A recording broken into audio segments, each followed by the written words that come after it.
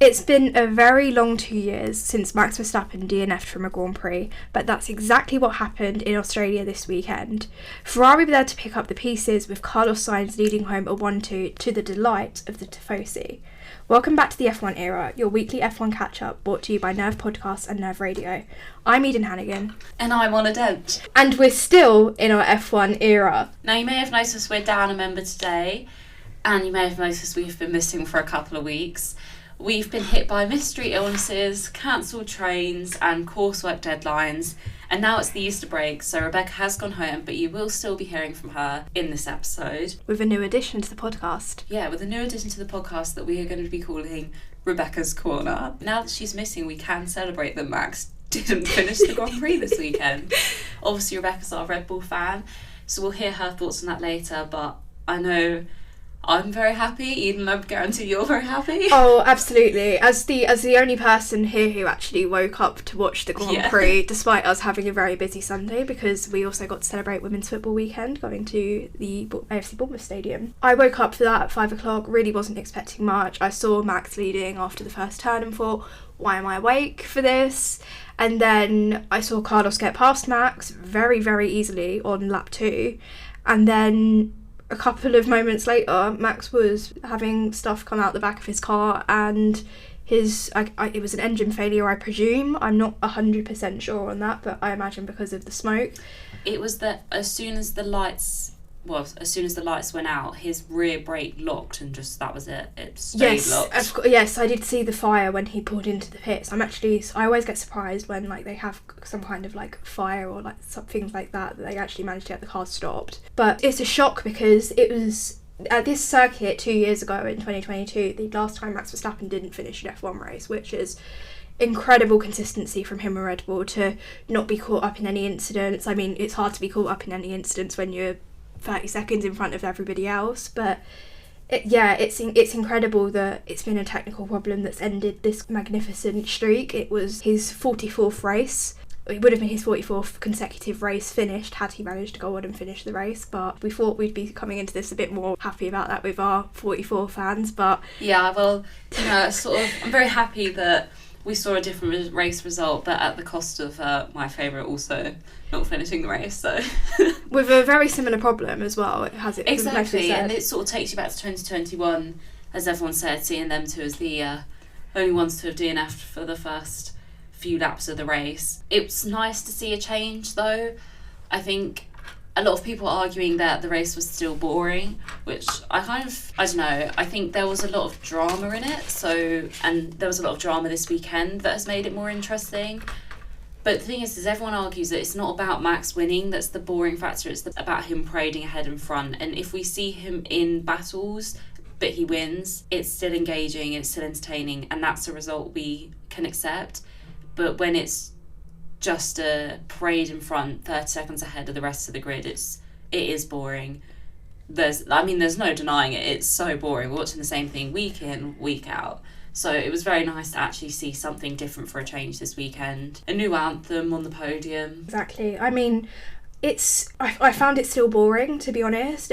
It's not exactly like I guess I was thrilled getting up to watch it because it was a different result and it was a Ferrari 1-2, which wasn't expected. Unless you're named Sergio Perez, who has tried to say that he thought that Red Bull didn't have the pace even if Max Verstappen was going to finish the race. He believes that Red Bull just didn't have the pace this weekend. Helmut Marko disagrees with Sergio Perez. I disagree with Sergio Perez. Yeah, everybody disagrees with Sergio Perez. I personally think that's maybe, I don't want to be too harsh here, but I think that's probably a little bit of an excuse when you're finishing 16 seconds behind Oscar Piastri in 4th rather than 16 seconds behind your teammate in the last 2 races as he has.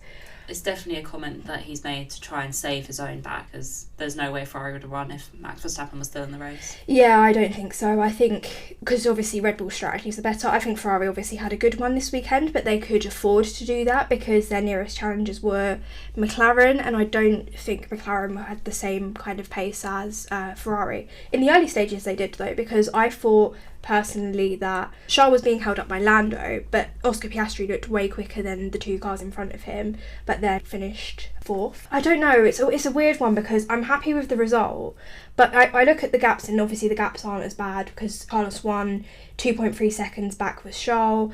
5.9 seconds back from Carlos was Lando Norris, but then Piastri was 35 seconds behind Carlos, Perez was 56 seconds behind Carlos, Lance Stroll was 93 seconds behind Carlos, and we still got to the point where going into the top 10, Kevin Magnussen, who finished 10th, was lapped by Carlos Sainz. So I think there is obviously a bigger problem in Formula 1 at the moment than just Max Verstappen dominating every single race. Of course, it's not as fun seeing Max win every single race, but it's not just him that is the problem in Formula 1. There's an issue when the nearest cars on track are George Russell and Fernando Alonso, and of course we saw how that would end.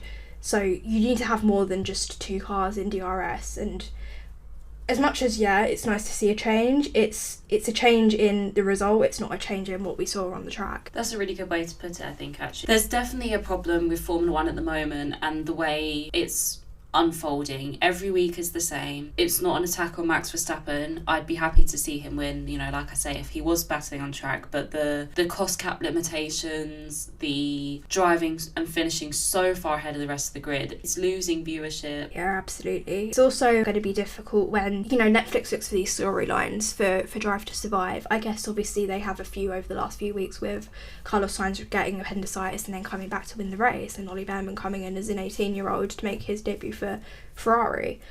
They've got those kind of storylines, but we're going to have to wait and see how the season unfolds, because if it continues in this kind of vein, then the people who watch Drive to Survive aren't going to tune into Formula 1, and the people who exclusively watch Drive to Survive may not tune into Drive to Survive anymore. And we know Netflix are a bit, I don't know how to word it, but a little bit short-tempered when their viewership in their programs start to drop.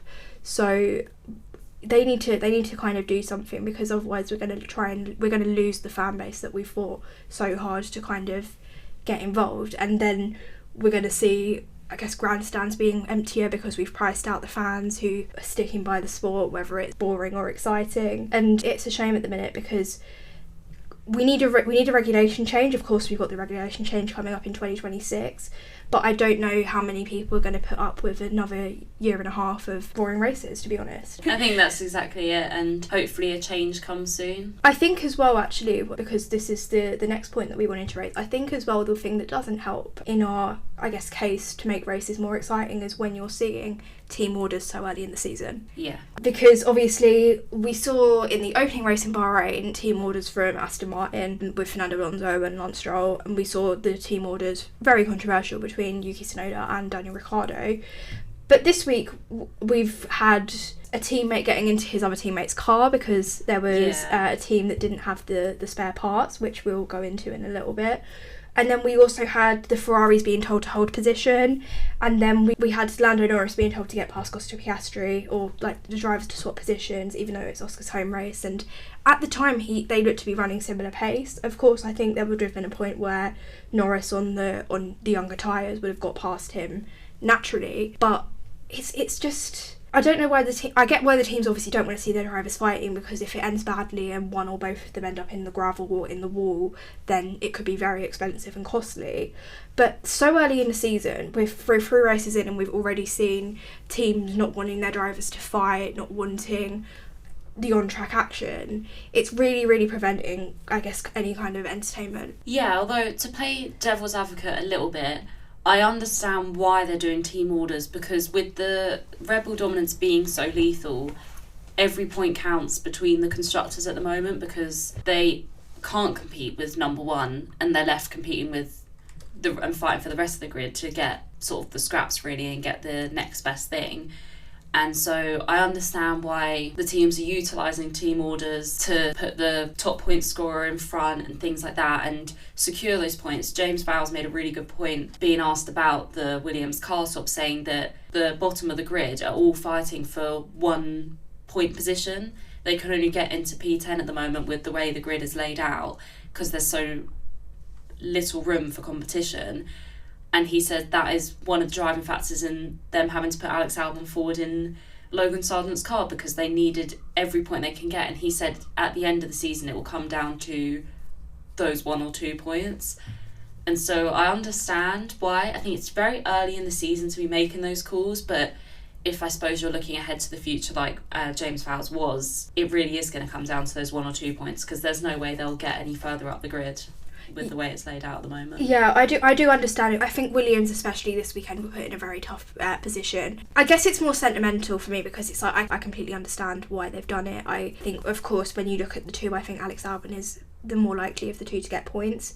He very narrowly missed out. He was 11th. So some people were obviously saying that decision wasn't vindicated. I mean, obviously we have no reason to suggest that Sargent would have finished higher or that he would have finished lower.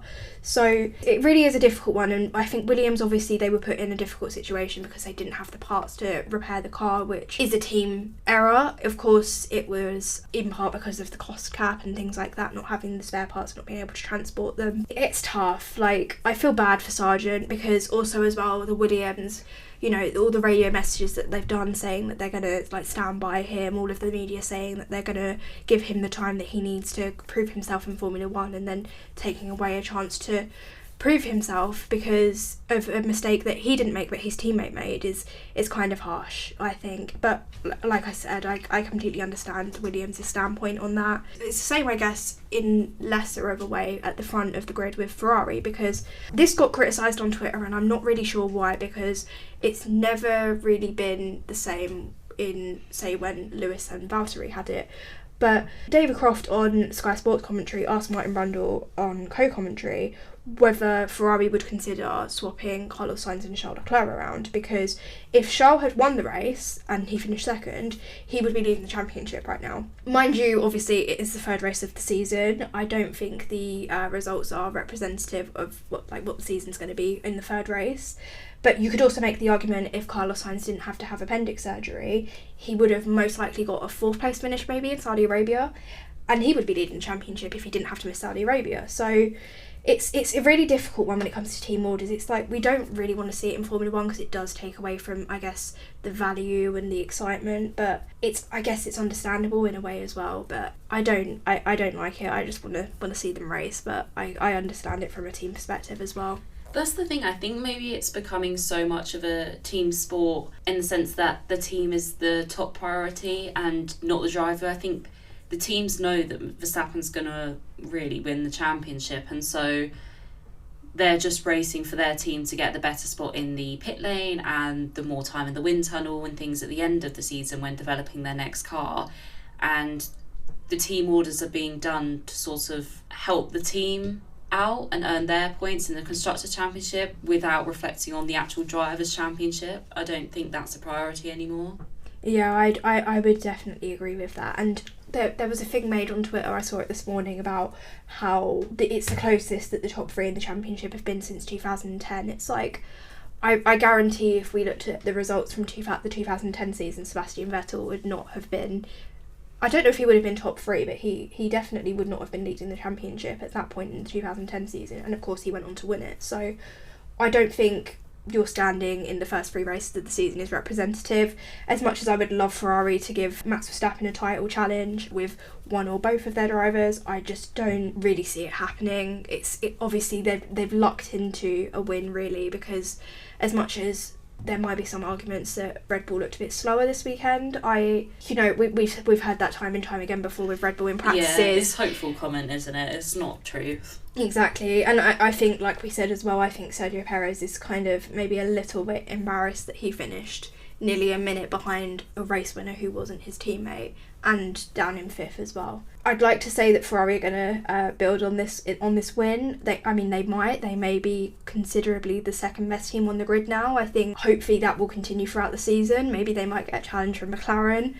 I'm not 100% sure, especially after this weekend, they're going to be challenged by Mercedes anytime soon, unfortunately for them.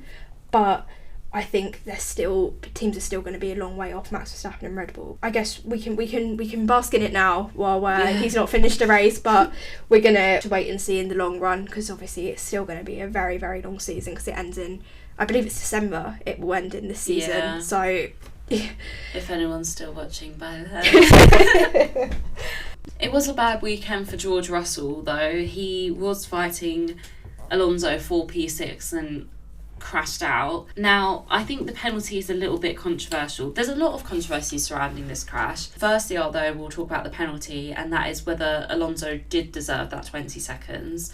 So Alonso has come out and said that he accepts that he took the corner differently to the way he'd taken it on other laps, and he did that in order to get a better exit speed, and that stewards have accepted that he is allowed and well entitled to do this, and they accepted that he wasn't responsible for the way that aerodynamics worked in George Russell's car.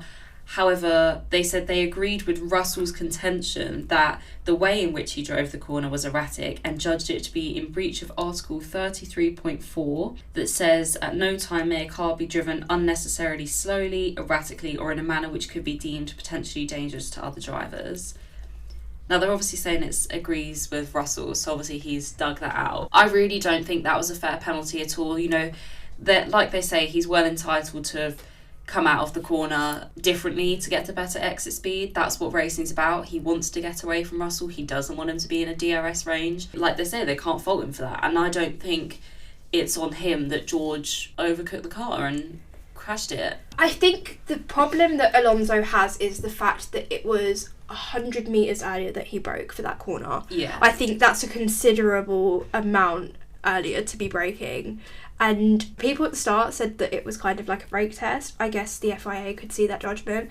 And I believe they used his admission that he braked earlier, took the corner a bit differently, as kind of the reason to give him that 20-second penalty. Because it would have been a drive-through, I believe, had it obviously been taken in race conditions. But because it wasn't, they gave him 20 seconds added to the time, which saw him drop to 8. 20 seconds is quite a lot. I don't know, I know they've changed the rules this year and they've got set timings for each penalty, which is honestly quite good, and because it will hopefully bring some consistency to the FIA, which they lack.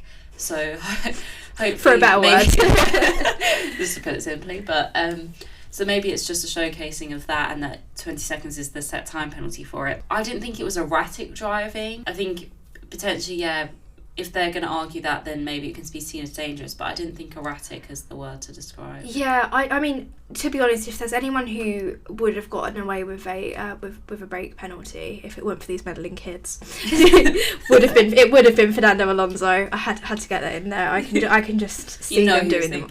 You know, 100% he's thinking that somewhere along the lines on his flight back to Spain or wherever. But it's a tough one, because it's like I on first watch didn't actually particularly see Alonso being at fault. However, knowing that he probably disrupted the rhythm of George Russell and kind of caught him off guard makes me think, maybe it was a penalty. I feel like 20 seconds is a bit harsh, but I think it was probably a penalty in some capacity, but I think it's just the harshness of the penalty that can be debated. But I think also as well, you could maybe say the cause and effect of the incident was taken into account as well, because obviously you don't want to see a car on its side in the middle of a racetrack with cars going full speed, because we've all heard the radio message of George Russell going red flag, red flag, red flag, because of course if there'd been a car coming around that corner going at full speed, it would have been a very, very nasty incident. No, I agree. And George Russell has said, it's quoted that he said, from Russell's perspective, Alonso's manoeuvre was erratic, took him by surprise, and caused him to close distance unusually fast, and that resulted in him lowering downforce at the apex of the corner, losing control and crashing into the exit of the corner. Yeah, definitely an interesting one. Alonso has explained that his plan was to slow earlier and that he'd got it slightly wrong and had to take extra steps to get back up to speed, but the steward said that the manoeuvre had created a considerable and unusual closing space between the cars. The stewards concluded they did not have sufficient information to determine whether Alonso's manoeuvre was intended to cause Russell problems, or whether, as he stated to the stewards, he was simply trying to get a better exit. But whatever intent he had was potentially dangerous. That's understandable, actually. I mean, it's helped me out on my bingo card, because obviously I did predict that there would be a Mercedes double DNF in one race. I'm not sure why I predicted that. I'm not really happy with it. I did see it coming. But I think you said at the start you thought it was going to be a crash between the two. I did think it was going to be a crash between the two. But obviously with Lewis's power unit failure and George's crash. It was the first post I saw. I woke up Sunday morning, opened Instagram, and immediately was hit with the Mercedes, George Russell DNF, Lewis Hamilton DNF, and I was like, oh, really glad I didn't wake up for that race. I'll watch it on catch up later. And then I saw that obviously Max had DNF, and I was about 5% happier than I was 10 minutes ago. I posted on social media when the Mercedes incident happened. I just thought every weekend you think it can't get worse for Mercedes, and then somehow it just does. Exactly, and someone said that this is Mercedes preparing us for what it's going to be like for Lewis at Ferrari, because Ferrari regularly get it wrong, make the wrong call, and they said that this is what it's going to be like. Although I actually think this weekend has been a huge advert for Lewis going to Ferrari. I think it's really showcased why he did it. Mercedes are a lost cause at the moment. Something isn't right in that team, and they need to weed it out because they've just gone majorly downhill. And so I'm very happy we're going to Ferrari. I mean, they won this weekend. I think it's a great advert for the move. I believe I did see, I can't remember the other name involved, but I do remember seeing that Simone Resta is going to Mercedes apparently from Ferrari. So that could be an interesting move, considering I'm fairly sure he did not arrive at Ferrari until that long ago. So that could be an interesting one for Mercedes. It could be a little bit of a coup for them. Hopefully that will help them in some way. They need to do something because they didn't look like they had the pace anyway this weekend, but to come out of the weekend with no points at all is not a good showing for them at all, especially when you'd probably say that they're challenging McLaren at the moment. I think Ferrari are in a different realm. They are definitely not the second. They're hardly really the third constructor. Yeah, I mean, I looked at the Constructors' Championship actually, and it's weird because Mercedes are over 20 points behind McLaren. They have 26 points. McLaren have 55. They're only 1 point in front of Aston Martin at this moment. And again, of course, third race of the season, standings don't really matter, but it's a kind of pointer as to where Mercedes are at the moment. And you always want to start a season strongly, because start as you mean to go on. Of course you can build throughout the season, but if you're having to build from being the 4th or 5th best car, then the teams in 4th, 3rd and 2nd are of course going to improve their car as the season goes on too. I do wonder if it's the end of Toto Wolff's reign at Mercedes maybe. I think he's seen them through some very good years, but they have drastically fallen off, and there needs to be a big change to sort of shake that up and fix it. Was that another prediction that you had as well on your bingo card? Yes, I have predicted that team principal will leave early, so Toto, Christian, one of you can hop off. That was on my bingo card too, ironically, but I'm a third of the way on one of mine because we agreed at the start of the season that McLaren were a midfield team, which I think is a little bit of a cheat code for me because I said that there would be 3 podiums for midfield teams, so we're a third of the way there. Rebecca got one right as well, didn't she? Yes, so the week before last, when we missed an episode, Rebecca did actually predict that Oscar Piastri would finish above Lando Norris in a race, which he did so in Jeddah. So she's got a point too. You guys as listeners predicted that there would be 3 Lando Norris podiums, so you've secured one of those this weekend, so on to a little win there. I don't think we're going to end up with a full house, any of us. I'm looking at mine, specifically the Max Verstappen wins less than 10 races. He's already got 2. We've got at least 20 more to go. I can see him winning about half of those, so that's not looking very good for me getting a full house. I predicted 5 Lewis podiums, and I'm really hoping that happens. Just Silverstone Lewis, seek it into existence. Silverstone, Brazil, that'll do, won't it? Yeah, just maybe Abu Dhabi, just to see out the end of his Mercedes era in style. So, yeah, I mean, of course they look a way off of it now, but F1's always bound to have at least one chaotic race in a season. Oh, yeah. So, hopefully it will happen for him, but we're doing fairly well on our season predictions so far. Well, now for a very special little edition this week, it is Rebecca's Corner. This is Rebecca's Corner.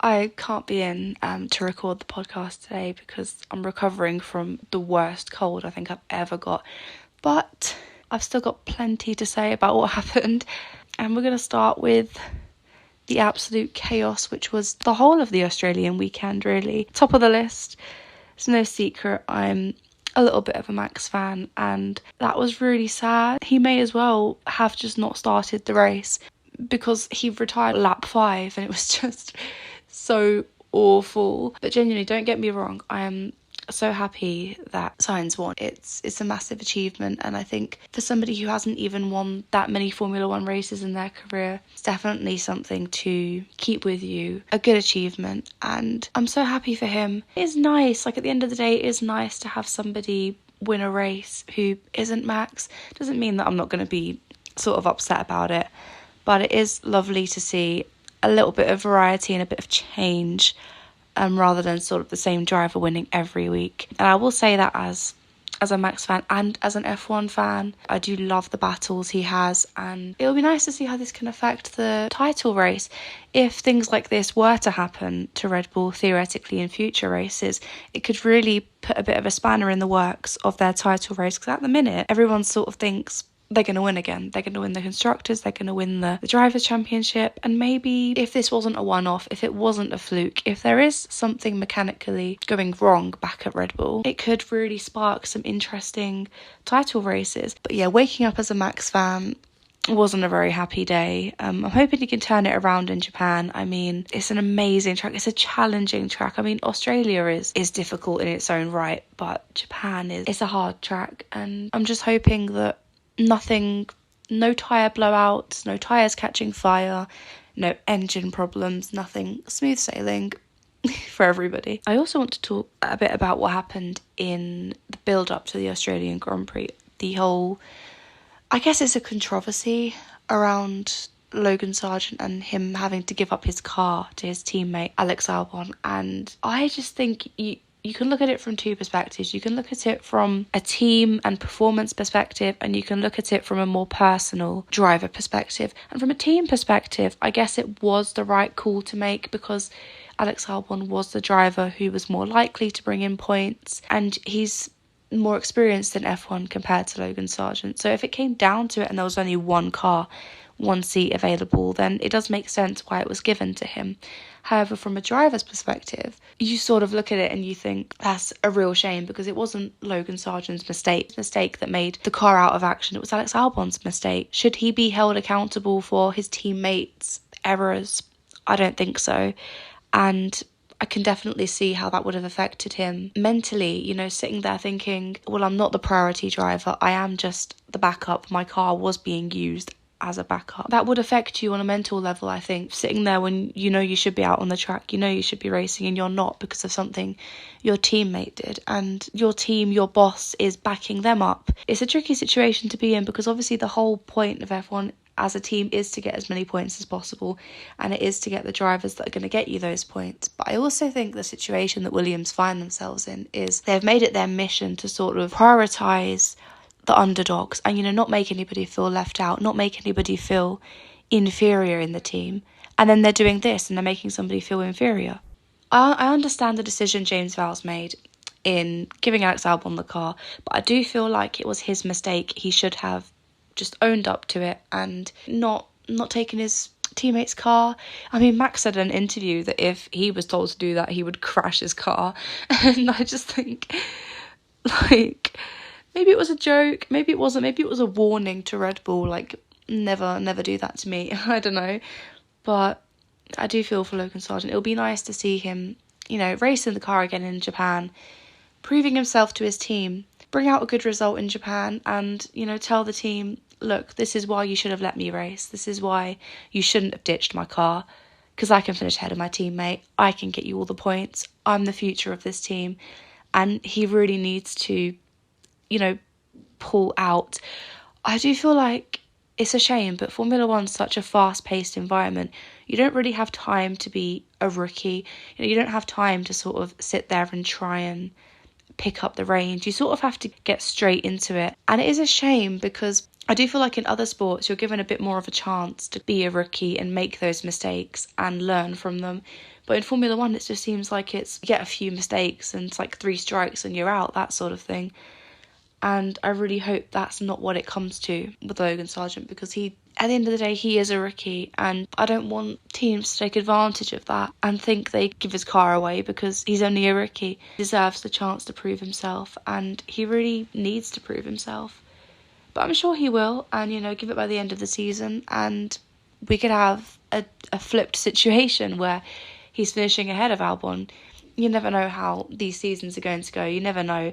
It sort of seems like after the summer break, everything gets flipped on its head anyway. So I'm going to talk a little bit about Japan, the Japanese Grand Prix. Super, super excited for it. I will be waking up early just to watch it. Admittedly, I couldn't set my alarms for Australia, but I should be given the benefit of the doubt because I was really unwell and I did need that sleep. I really needed that sleep. I had work on the weekend and, it was needed. But I will be getting up and I will be watching Japan because I want to see that Logan Sargent redemption. I want to see the Max Verstappen redemption. And what I'm also really excited about is Yuki Tsunoda. It's Yuki Tsunoda's home race. And I feel like he's a driver that often gets overlooked a little bit. People don't normally talk about him. People don't really mention him. When they do, it's always in comparison to someone else, in comparison to other drivers, teammates, other teams.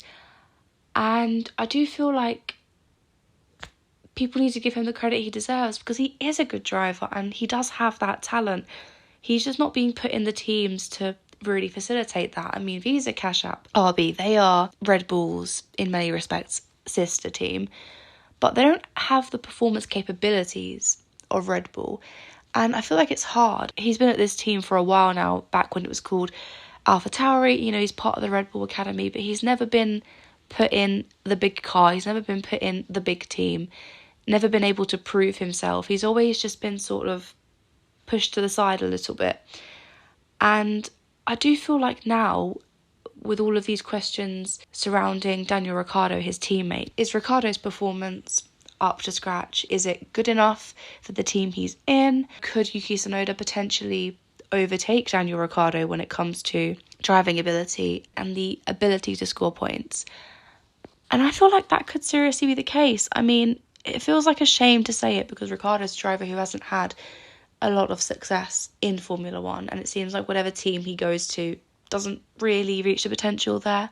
But I do feel like now more attention is being put onto Yuki Tsunoda. That could work out in his favour because now people are starting to notice him more and they're starting to think, oh, he is really good at point scoring, he is really good at race finishing. Maybe other teams are looking and going, we could give him a chance. Maybe other teams will be watching Yuki Tsunoda's performance and going, oh my gosh, he's outperforming his teammate. This is insane. He could be the future for our team. I feel like your home race is the perfect place to prove something like that. So I really hope we get a good top 10, top 5 podium finish for him. Really don't know what to expect. But I do hope that this turns out really well for him, being his home race and being a chance to prove himself as I am a good driver. I deserve my spot in the big team. The 2024 season will be heading to Japan this weekend.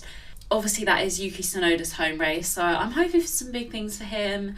I really hope that we get to see a little bit more of his talent side. Well, I think he's a really good driver, really. Yeah, definitely. I think he gets some very negative media because of how aggressive or whatever he is down the radio, but it's apparently it's fun when Max Verstappen does it, but Yuki needs to chill. He said actually after the race to F1 TV in the post-show thing that they do that there's going to be something interesting happening in FP1 in Suzuka. I'm not sure what it was because he said that he shouldn't really say anymore, so that could be something quite interesting to look out for. I wonder if it's them showcasing another driver in one of the practice sessions, because obviously they have to do 2 a year, but I don't know if they'd do that in his home race. Yeah, it also sounded like it was very positive for him, maybe, I mean, it shouldn't really be that for P1, but I was thinking maybe they might make him go around and do laps in maybe one of the old school Hondas because it is a Honda owned track potentially. I'm not sure. Maybe it'll be a special livery, a special helmet. Maybe he might do some laps with. I don't know if I think he might be the only Japanese podium finisher in Formula One history with Kamui Kobayashi, who was racing in NASCAR this weekend. So there's endless possibilities there, really. So it's intriguing that he said that. So we're now all speculating. Yeah. I've seen some people as well speculating that it might be that Liam Lawson is going to be jumping in the F1 car in the V-Carb. That would be very interesting because obviously there is a rumour going around right now in the Formula One world of social media, and that is that Ricciardo has been told he has until Monaco to improve. And it's not even till Monaco. No, it's... So, Alex Powell from the New Zealand Herald, we have to preface, of course, this Liam Lawson is also a Kiwi. This could be biased towards their countrymen, but it says that Liam Lawson could be in a full-time Formula 1 seat as early as May because Daniel Ricciardo has been issued a warning by Red Bull, and they say that he's been given an ultimatum by Helmut Marko. Very fond of Liam Lawson. Yes, exactly. And it says, should Ricciardo fail to improve over the next 2 Grand Prix in Japan and China respectively, Red Bull will perform a swap that sees Lawson installed in the Red Bull's Racing Bull seat for Miami and remain with the team for the rest of the season. And apparently, they also believe that Lawson is seen as Red Bull's best option to partner Max Verstappen at the end of Sergio Perez's, I guess, reign with the team, which I find quite interesting because I wasn't a big fan of Liam Lawson during his career in the feeder series in Formula 2 and Formula 3. I did actually think he was a little bit overhyped, but seeing him come in for Daniel Ricciardo after his injury at the back end of last season, I'm sold on him being in Formula 1, to be honest, especially because Daniel Ricciardo hasn't been performing, and although obviously they performed that swap in Bahrain, I don't think it's gone as well as they would have liked because Yuki has looked very, very good and Daniel Ricciardo has looked... I don't even know if I'd go as far as saying average, but he's looked below par on what everyone was expecting, really. Well, it's quite ironic, really. I mean, as they say, you lose them how you get them, and that's exactly how Daniel Ricciardo may be losing his seat. He came in to replace Nick de Vries halfway through last season. Obviously, he had the injury, and that's how Liam Lawson wasn't able to showcase his talent. He came back, and I think one thing I find quite ironic as well is that he's so keen on getting back to Red Bull, and he's so driven to return to be in their number 1 team alongside Max Verstappen. It's very clear that what he wants, he's said it in interviews, but he has to remember this is the team that will drop a driver mid-season. It's not seen, it's unheard of across the rest of the grid unless it's Red Bull or their sister team, whatever name they'll be under that year. So it's so common and it's so heard of. It should be sort of a fear, whether you're in the sister team or the main team. If you are underperforming, you should be very well aware that your seat isn't guaranteed until the end of the season, and there's a very good chance you are going to be pushed out. And to be honest, I'd be more excited to watch Liam Lawson race. I think Dan Ricciardo has been really underperforming lately. It's disappointing to watch. It's quite... I mean, you sort of forget he's there until you look to the bottom half of those timetables. So I'd be very excited to see Liam Lawson, a new talent. I was really enjoying watching him last year. It'd be great to see him again, I think. Yeah, definitely. I mean, the performance that he had in Zandvoort in the rain as a rookie in his first race was quite phenomenal, really, to be honest. But it's interesting as well because obviously we're talking about Ricciardo potentially coming in just to kind of as a dress rehearsal to replace Sergio Perez. But the thing that's quite remarkable to me is apparently the rumour now after the Australian race is that journalist Peter Windsor has said that he has heard from various sources that are pretty reliable that Sergio Perez has already renewed his contract for next year. And I'm not sure how I feel about that. Of course, I think nearly everyone predicted going into the season that Sergio Perez was going to lose his Red Bull seat. I'm not sure if that was because we all preempted that Daniel Ricciardo would do well going back into the Racing Bulls team.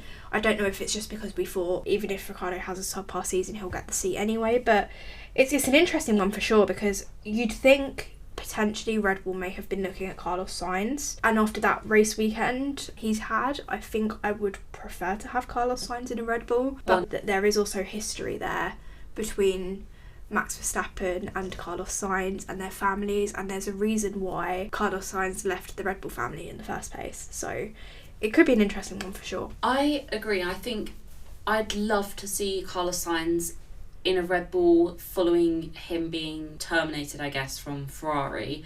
Obviously, I'm very happy with the Ferrari move. I'm a Lewis fan and I really wanted to see him in Ferrari and I really want to see him in that team, but I completely respect Carlos Sainz and I think he's really showcased a lot of talent in the last couple of weekends, and I think it would be so interesting to watch him then go to what essentially is the competitive team of Ferrari and showcase his talents there. It would just be such cinematic racing, especially if they say he's in this revenge era, like as they're calling it.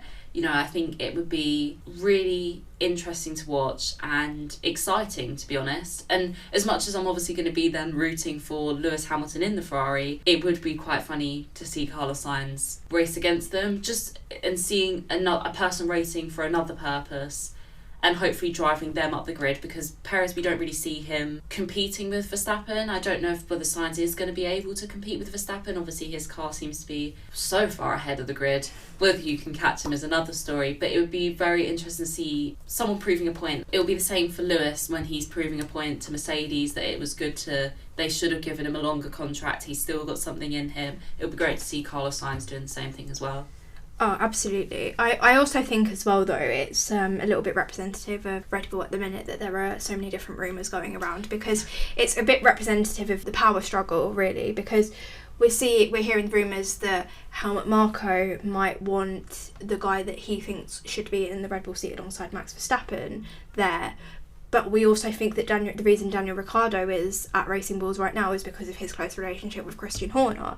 So if Helmut Marko wins that power struggle, it's kind of like, what does that mean for Christian Horner? Because I assume, although Helmut Marko, I think, has made it pretty clear that he does not want Sergio Perez to, I guess, stay at Red Bull longer than he has to. If you have a team of Max Verstappen, Sergio Perez, Yuki Tsunoda, and Liam Lawson, that's kind of what Helmut Marko is looking for. It's not a team that Christian Horner's looking for, and it kind of feeds more, I guess, into the rumours of will they replace him.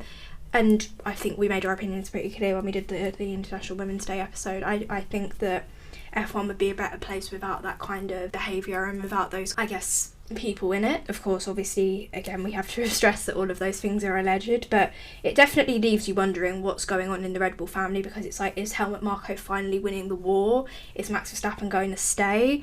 If Max Verstappen does stay, then I can't imagine Carlos Sainz will be going to Red Bull, although it's a strange one because I can't see Carlos Sainz going to Mercedes either, so it's like, where does he go?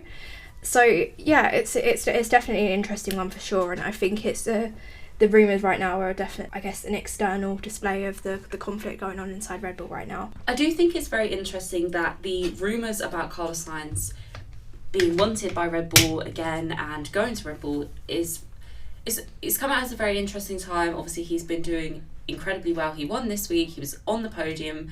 He obviously had his appendix removed, so he was only on the podium for one other race, but it's safe to assume he would have performed very well in Jeddah had he been there. I think it's quite reflective of the team. They do want the best of the best, and the fact that they are able to drop drivers mid-season and then immediately be looking at drivers that are performing really well, I think it's very reflective of there is no safety in Red Bull. You either do well or you're out. There's no having a bad week. Well, I say that although Perez seems to have stuck around for a very long time, and a lot longer than I think anyone else has managed to when they've been underperforming. I mean, I guess that kind of comes from because the other driver is winning. I feel like this is going to be a very, very harsh comparison because the driver who I'm about to compare him to is 10 times better driver than Sergio Perez has been and will be. But it's a bit like Sebastian Vettel and Mark Webber, because obviously Sebastian Vettel won the 4 World Championships in a row, and Mark Webber, of course, like he won the races, he was on the podium very, very often, very, very consistent driver, but he never finished higher than 3rd in a World Championship. I don't think. It's definitely an interesting one that I guess Perez has been kept around. It's like his underperformance has been able to slip under the radar because they are winning the Constructors and the Drivers' Championship. Again, I don't want to call Mark Webber a mediocre driver, but that's exactly what kind of happened with him, because he was 3rd in 2010, 11, 12, 13. So it's a weird one because obviously the spotlight's on Red Bull, I guess, and they're changing of their second driver only when they're coming second to Mercedes in the Constructors. Yeah, if they weren't performing as well as they would, Perez would have left 100% by now. I also think Perez in a way is riding on the coattails of that phenomenal second drive in Abu Dhabi 2021. Of course, we can debate this all day long whether it should have mattered or not in theory, because of course if that safety car had never come out, or those kinds of things, but that's a discussion not to be had now. But yeah, it's definitely a strange one with Sergio Perez and Red Bull. Now, as always, we are going to make a couple of little predictions of what we think will happen in Suzuka. Eden, what are you predicting? I'm going for a nice one. I'm going for home points for Yuki Tsunoda. He's been in the points for the last 2 races. Hopefully it will continue. So, and again, obviously because he said he's got the nice surprise coming up on the Friday, hopefully that his streak will continue, and he'll continue to V-carb, whatever historical past, present, future name you want to call them. Hopefully he'll just continue to show why the team shouldn't have made that decision to swap them in the first race, because he has been considerably outperforming his teammate, and I guess in a way almost outperforming the car, because, you know, the points on the board are all his points.